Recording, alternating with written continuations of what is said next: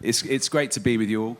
I think this is a topic which, building brands internationally is probably something we could talk about for days, but we're going to try and do 30 minutes. To introduce myself, I'm at Kargo, and I was part of the launch team over a year ago to bring the North American market leader to Europe. So this is very much a pertinent topic for us as well. We faced a lot of challenges which our panel and I'm sure you guys have also faced in understanding kind of the market nuances, and through research and time on the ground, we've matched products and services with individual requirements. We've maintained the consistency of our global brand message, which is we're committed to ensuring creativity is front of everything that Kargo does, delivering the best consumer experiences across all devices, whether mobile, desktop or CTV. According to Nielsen, creativity provides 47% of total sales impact, a figure 5 times higher, a figure 5 times more powerful than targeting. And whilst we've all been distracted by the news of Google once again kicking the cookie can down the road, we know that if you're not getting creative right, then nothing else really matters. The most important thing, the most important question for brands is, in whichever market you're in, is how do you deliver memorable experiences?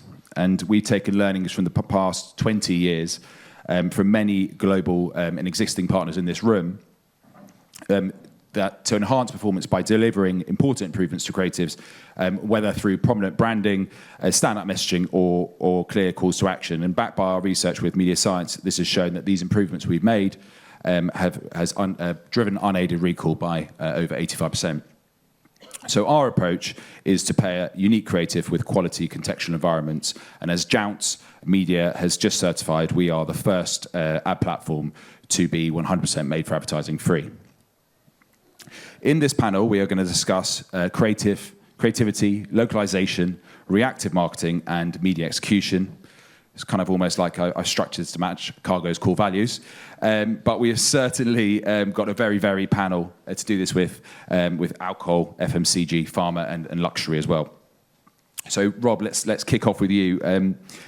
How do you tell a global story? And give us some examples of kind of creative excellence.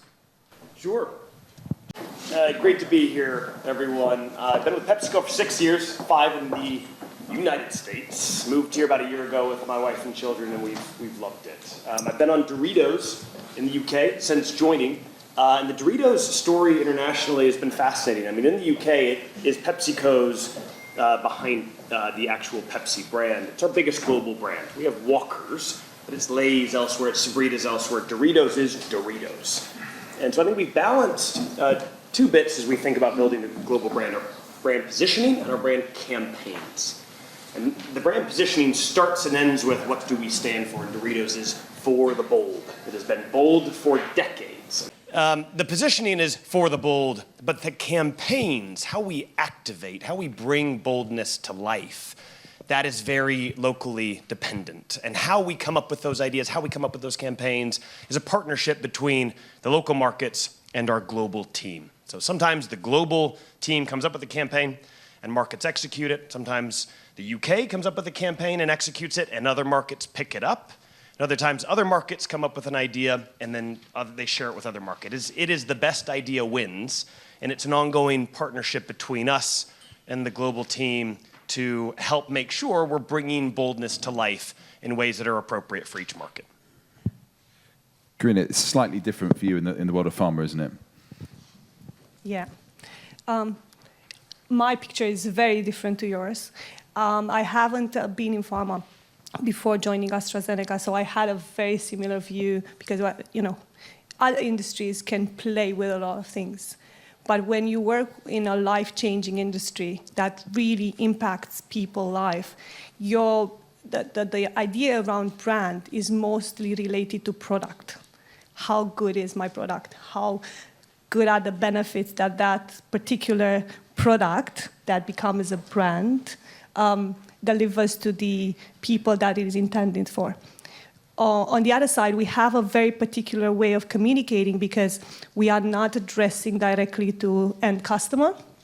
So because AstraZeneca plays in the prescription medicine part, is not an OTC, we need to communicate B to B to C. So you address to highly skilled healthcare professionals, which are physicians, nurses, and pharmacists and others. So your story needs to be very much science-rooted. Your story needs to be fact-based, with a lot of data behind and a lot of medical studies. So it's a lot more, I'm not going to say serious, but it is. It's really, really rooted in what it can do for the people that is intended for. So it's very serious, it's very science and fact-based. Rachel, the tag now is kind of seen as a luxury sport and entertainment brand. Tell us a bit about kind of how you maintain yourself within those industries and what you project yourself as now. Yeah, we at Tag Heuer, we were founded in 1860, so we have a rich heritage. And over the last 4 years, we've really started to move into what you just said, so the luxury, sport, and entertainment. And that really does lend itself to allow us to operate at the forefront of culture, which is really exciting. And we have global partnerships with Red Bull Racing Team, the Formula One team, with Porsche. We're also really, really lucky to have global ambassadors like Ryan Gosling, Naomi Osaka, Sky Brown. So it allows us to work with those incredible, excellent people and work with them in a way that allows them to be the best version of themselves. So with Ryan Gosling, for example, I think we can agree is a bit of the man of the moment. You could argue that's quite a strange one to work with as a brand because he is invisible on social media. He has no social channels. But that makes him desirable. So what we did last year as a global campaign is we created a 5-minute movie with him. We wanted to do something to activate him at his best. So we created a movie, we launched it as a movie, and no other luxury watch brand has done something that bold, that innovative, that creative. And by doing that, we're reaching new audiences. So we're not as traditional as our competitors, and we're really trying to reach out to new audiences. And then next to that, somebody like Sky Brown, who is a teenage skateboarder, world champion. She competes for Great Britain. She lives in the US. And the UK market, what we did recently is we did a stunt with her in front of Tower Bridge on the Thames where she skated on a vert ramp. And that's something that wouldn't be relevant for other markets across the world, but for the UK, it went viral. And that's how we try to pick and choose what works for us. But we've got lots of great ingredients that we can work with to amplify. Nice. And Nick, in terms of you've had extensive background in alcohol, Diageo, Stoli. It'd be great to hear kind of a story where you've managed to maintain that brand message or global impact as well. Yeah, I think in this one, can everyone hear me?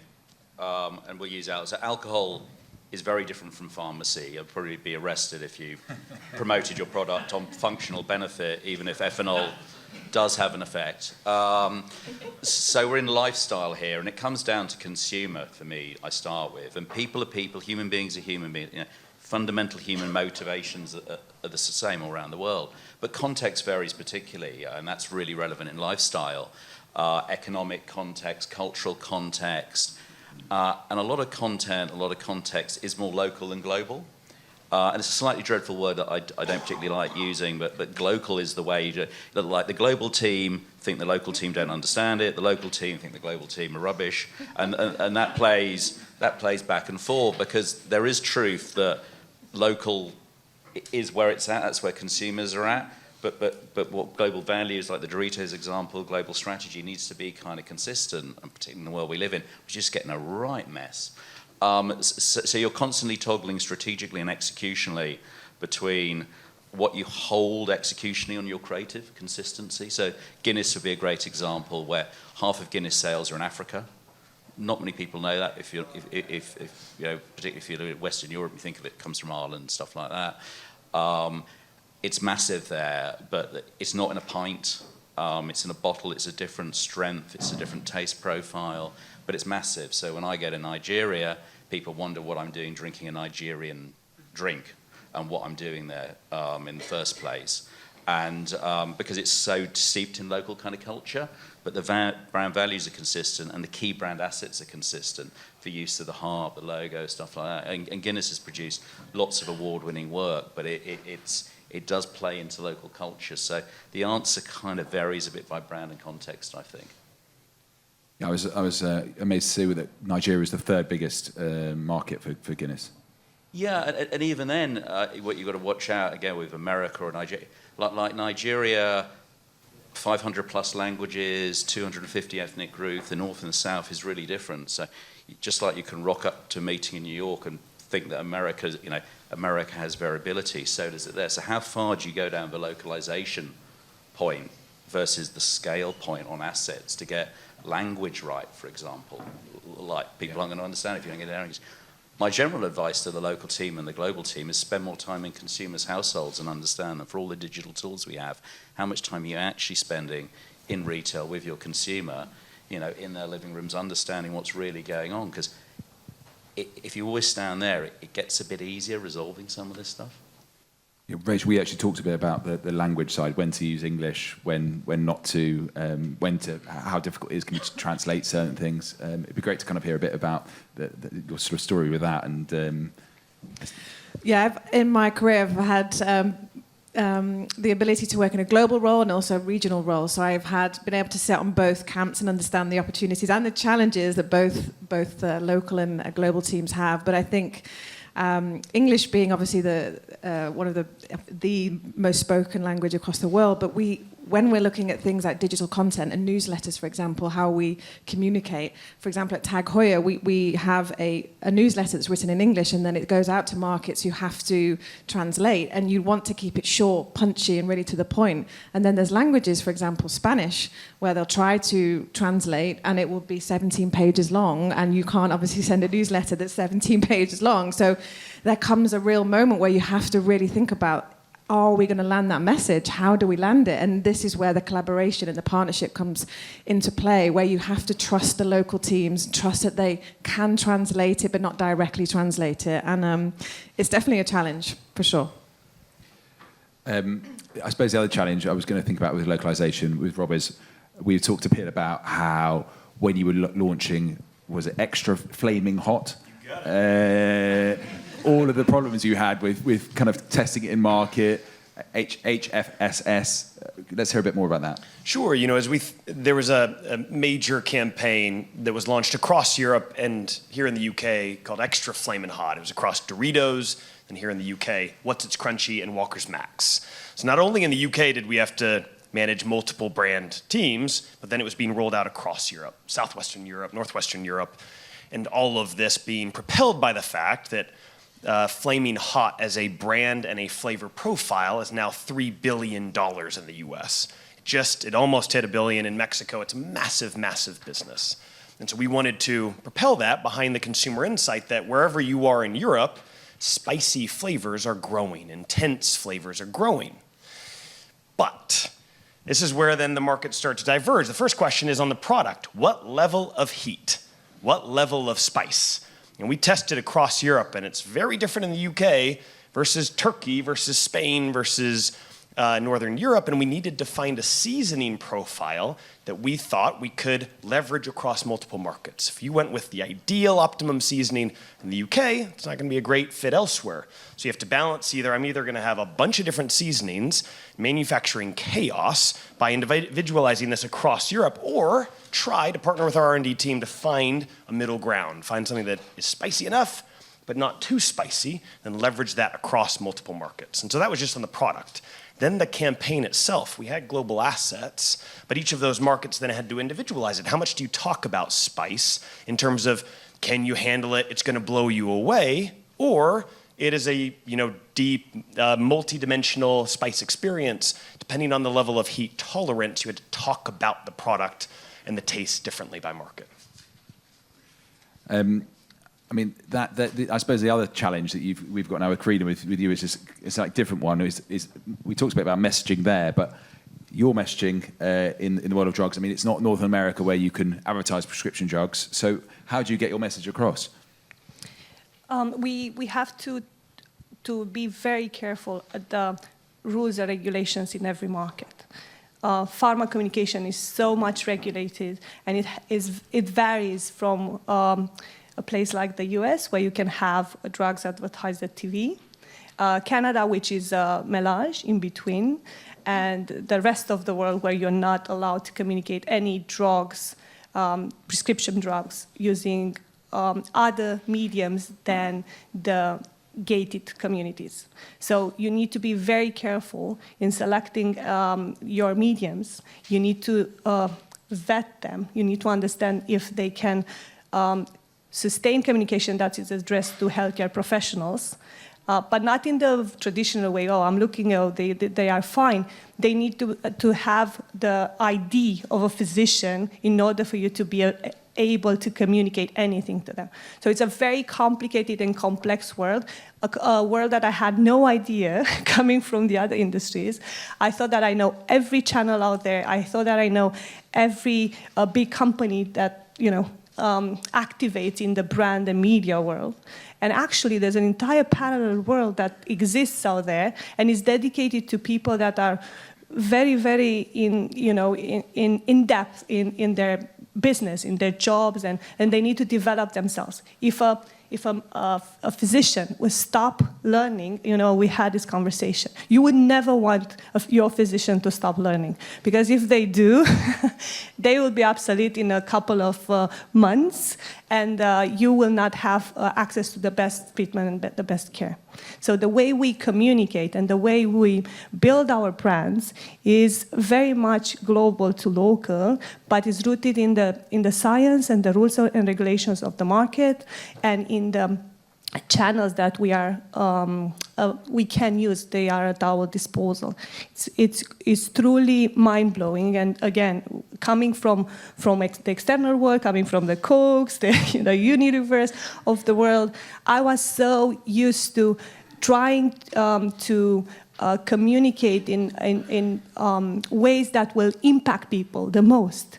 But here is trying to communicate in a way that will educate people the most.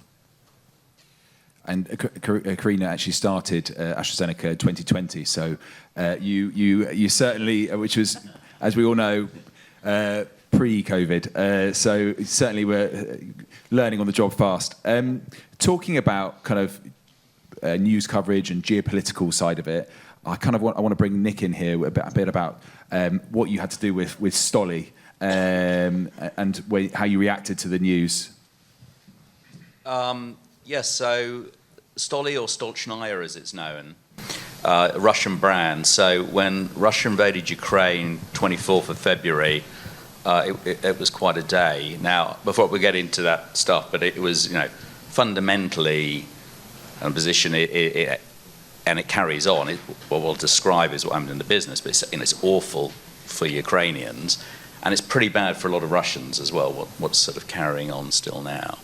But in terms of a business context, you've got a company owned by a Russian oligarch with an iconic Russian brand that stands for Russian heritage, with a simple position that the best vodka comes from Russia and a supply chain into Russia. And then this kind of kicks off. And you've literally got your consumer pouring your product down the drain on CNN because you're an iconic symbol of Russia. Bartenders, bars and customers delisting your product because they want to do the right thing. They don't want any Russian stuff on the shelf, thank you. And then American state governors and stuff saying ban the product. Well, I mean, everything is going off in all dimensions. You've got a lot of the staff are Russian and Ukrainian. So you've got people who are being bombed, husbands being taken to war, people in Russia worried about whatever they there. It just goes on. You get to the bottom of it. Even the Ukrainians aren't happy. The Ukrainian women are wondering why the Ukrainian men haven't left the company to go to fight. I mean, it's just at every dimension. It's just kind of awful, but chaos, but very real. Now, if I cut to the end point rather than that situation, we ended up delivering the best growth the company had seen in its history. We grew the business 70% that year. But at the time, most people thought the business would go under because nobody wanted Russian vodka at any level. And really, quite simply, although it seems odd to talk in that context to talk about the opportunity, we wanted to tell our story. That's why we're happy. when things like that happen, a lot of companies say, I don't want to talk about it or whatever, it's politics, it's not good for business or whatever, you know, you don't want to be stuck. Either side is bad. In this particular situation, what I'm sharing it with here is a month before Russia invaded Ukraine, we'd done a full risks analysis on the business and actually role model what would happen if Russia invaded Ukraine, as well as if there was a standoff and some other scenarios. Bear in mind, the owner of the business is not only proudly Russian, Putin's tried to kill him twice. So if he goes too anti-Putin, he'll probably end up dead. Oh, and his daughter's in Moscow as well, so she's in trouble. So there is a sort of like, do you want to get killed? Do you want your business? I mean, I'm sort of a bit flippant about it, but those were really the conversations we were in. And at first we thought Switzerland was the answer, go neutral, because everywhere you looked, every position was bad, stay out of politics, not good. And they thought, no, because everyone will assume you're bad, because you're a Russian oligarch. So even if you're like an anti-Putin, like, you certainly lose your business. It'll help your personal security. So we decided to go really clear and just say what we believe in, which is it's just not cool to go around invading countries. We believe in freedom and liberty. We took all our Zoom call, if you spoke to me, you'd have a Ukrainian, liberate Ukraine. We did Ukrainian branded bottles. We rebranded the whole business from Stoli to Stoli, which is how it was known in the kind of US. And we went on every media outlet we could. So within 24 hours of the invasion, because we already had a clear position, we embraced the disaster and said, we don't care if you're Fox News or you're the Wall Street Journal or the New York Times. This is our biggest media, because we had limited budgets. This is our biggest opportunity in the whole of our company's history to say what we actually believe in about liberty and freedom and things like that. Whereas everyone else was hunkering down or not wanting, just staying out of it, we said we're going to go out there and tell as many people as we can what we believe in. But we're not anti-Russian. We're proud of our recipes. We've got Russian employees whose kids are getting bullied at schools. We're not anti-Russian. We just don't think Putin should go around invading countries like Ukraine. And so that platform actually got people, and people who move slowly, like Russian Standard, their business, there's a massive business in the UK. You can't find that product now, Beluga and other Russian vodkas. But we had to rip out our supply chain. We kept the recipe. We stopped sourcing ethanol from Russia and all that stuff because of sanctions. And our CEO went to Kiev. He just went to the front line. I mean, it helped he was ex-Special Forces, so he was championing at the bit to get involved. But anyway, enough of that. But yeah. It's really true. I mean, with Rachel, I'm going to come to you not so much about the rebrand in that sense, but attaching yourself to kind of world events, which is things like F1, and what the resonance that you see, and what sort of value you get out of those attachments. Well, we have a very rich motorsport heritage with Tag Heuer, so it's something that dates back, like I mentioned, to 1860. So to bring it present and having a relationship and a partnership with Oracle Red Bull Racing team is absolutely wonderful for us, because the momentum that sport has is absolutely incredible, and it's not just in one particular market, it's global. And what we're able to do with Tag Heuer is wherever there is a Grand Prix, our local market will activate it. And we have, with the partnership we have access to the drivers, to Max Verstappen, to Checo. So we are able to activate with them in various creative opportunities. So it gives us really so many angles where we can just be relevant and bring more people into the brand. And particularly in North America, that's generating so much interest and so much engagement for us as a brand that it really is astronomical. Talking of relevance, Corina, in terms of, for you, your big events to really tie to things like trade shows. Can we, that's reaching your audience. How do you engage there, and how do you speak to that audience? Medical congresses, they are huge. And again, something that I had no idea about before coming to pharma. There's also influencers, right? But the type of influencers that you have in pharma are the opposite of what I have used in my previous activities. They are very serious. They need to have a squeaky clean track record. They need to be respected by the others, because if you're truly an influencer, you need to be, at the forefront of your profession. So in pharma, the events are huge, are truly important. Our entire calendaristic year is built around congresses and the way we communicate and the way we bring in new scientific reports, new discoveries, new data to support your drugs and the effect, the positive effect that it has on the patients, because it's a way of proving yourself and showing, and also you have all the big publications or all the important physicians there to learn and select out of the brands that come with the strongest data to support their claims. I think a lot of these events and a lot of these activities that are happening in pharma are so important for the life of all of us, because unfortunately, someone in our family sooner or later would need to have access to a drug that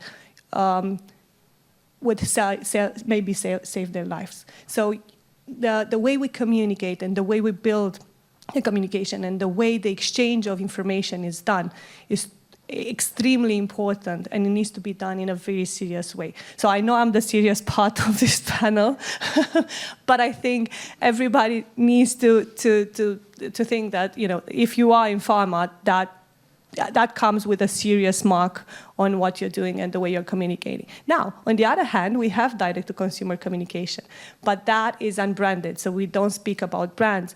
We speak about, if you have the symptoms, or if you feel in this way, or, you are at a certain age, you should go and test yourself, and you should take care of things before they go and become very serious. So, again, being serious sometimes is good. Yeah, for sure. And with Rob, I just want to bring it actually probably back to sporting after after that, in terms of, we talked a bit about basketball, we talked about other sports that Doritos tied to. How do you pick talent that is global, but also ones that resonate locally as well, or can they do the same job? Yeah, it's a good question. I mean, I'll go back to, in the US, I was on the brand Ruffles, which is Walker's Max here. It's a ridged potato chip. And many years ago, PepsiCo had a partnership with the NBA, but it wasn't doing much with the partnership. And it said, well, we need a brand to really lean into this property. We need to get more out of this relationship, and it's growing. Like F1 is growing. How can a brand lean in? And Ruffles was in an interesting spot. It was trying to find its feet. And our team raised our hand and said, well, I think we can do something with this. And we have the data to say that basketball is extremely relevant with our target consumer. It's a younger audience. We feel like this is a platform we can really grow over time. And so the creative concept is the idea of a chip deal. So we're going to launch new flavors.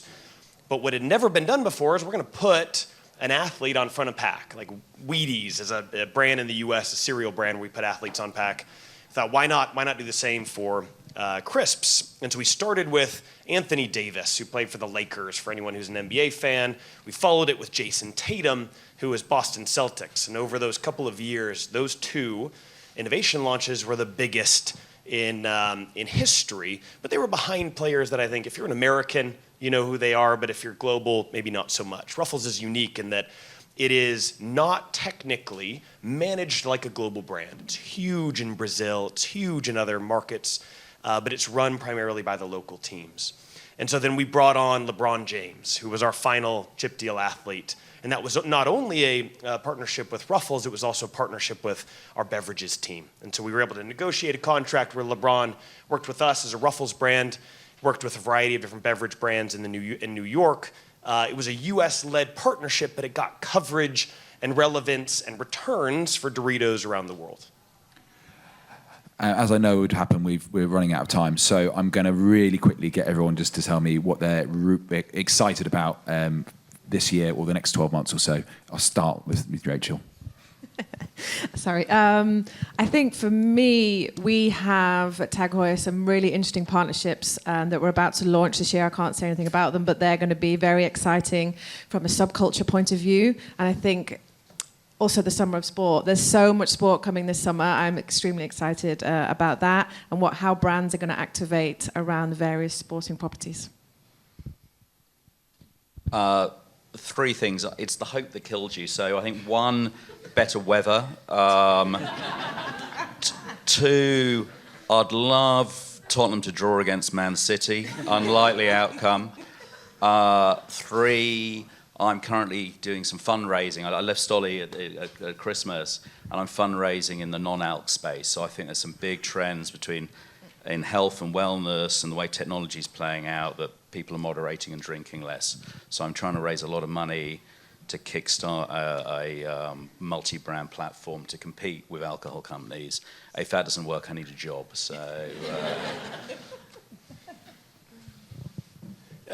We just launched Extra Flaming Hot, but we've got a year of support, and we're just having fun. You know, it's the type of campaign where you get to turn to your agencies and say, just blow us away. You know, just do something crazy and out there. And so we've got some really fun plans and ideas for later this year, some UK-led initiatives, some global initiatives.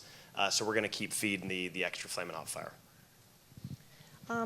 I'm super excited about what I see as a trend in pharma is getting less traditional, because the industry has been very working on the same roots for a very long time, and COVID, surprisingly enough, managed to start pushing the people in the industry to think more digital, more omnichannel.